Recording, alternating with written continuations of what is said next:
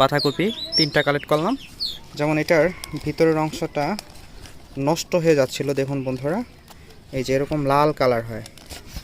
টমেটোর গাছ আছে অনেকগুলা, এই কয়টা গাছে 52টা টমেটো ধরছে। এই যে পাখি একটা খাইছে আজকে, এখান থেকে তোলা হয় প্রতিদিন।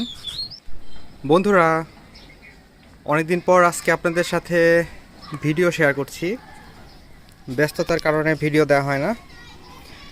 দেখুন, এখন তীব্র গরম, বাংলাদেশের তাপমাত্রা অনেক জায়গায় 40 ডিগ্রি সেলসিয়াসের উপর আছে। এ অবস্থাতেও আমার শীতের কিছু বাঁধাকপি ছিল, এগুলো আজকে কালেক্ট করব।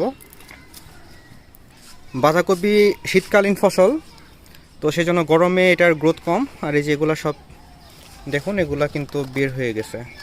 এই যে ভিতরের যে অংশটা, এটাই খাওয়ার উপযোগী। এটা অনেকগুলো লাগিয়েছিলাম, প্রায় 20টার মতো। তো এখন দেখা যাক এই 3টা কেমন হয়। এগুলো এখন কালেক্ট করব। এই স্ল্যাবটাতে আমার অন্য শাকসবজি লাগানোর ইচ্ছা আছে। এই বাঁধাকপিগুলার একটা বৈশিষ্ট্য হচ্ছে, আপনি যদি রান্না করেন, এগুলো কিন্তু একদম গোলাপি থেকে বেগুনি যে একটা কালার টান করে, ঠিক সেরকম হয়ে যায়। আপনার পুরা ভাজিটাই দেখবেন অন্যরকম কালার হয়ে গেছে। এটা খুবই এক্সেপশনাল একটা কালার। সামনের বছর ইচ্ছা আছে আরও বেশি পরিমাণ বাঁধাকপি করার। ছাদ বাগানের যে কোনো সবজি অনেক মজার হয়। এর প্রধান কারণ হচ্ছে আমরা মাটিতে যে জৈব সার ব্যবহার করি, সেটার কারণে এই সবজিগুলা একটু নরম হয়ে থাকে। আর যদি রাসায়নিক সার ব্যবহার করি, সেক্ষেত্রে সবজিগুলো শক্ত হয়।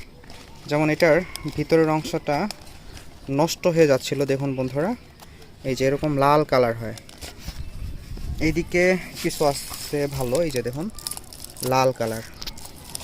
তো এটা আপনারা ভাজি করতে পারেন।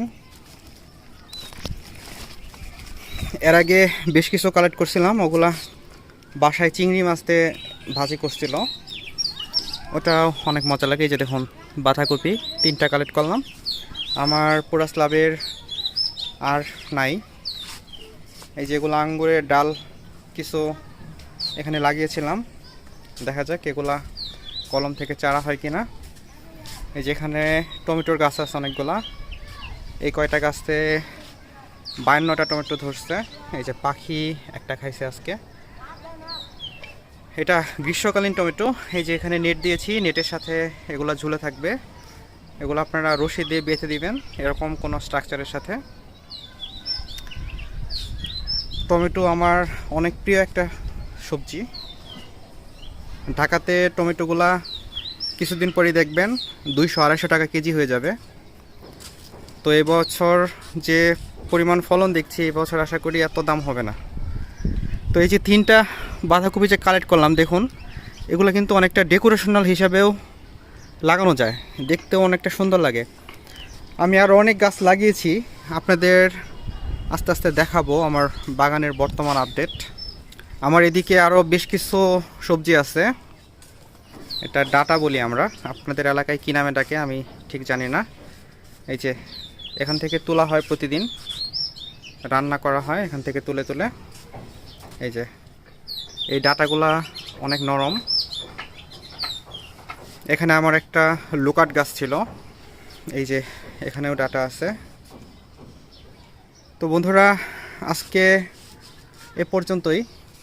সবাই আমার চ্যানেলের সাথে থাকবেন, ভিডিও দেখবেন, তাহলে আমি আরও নতুন নতুন ভিডিও আপনাদের দেখাবো।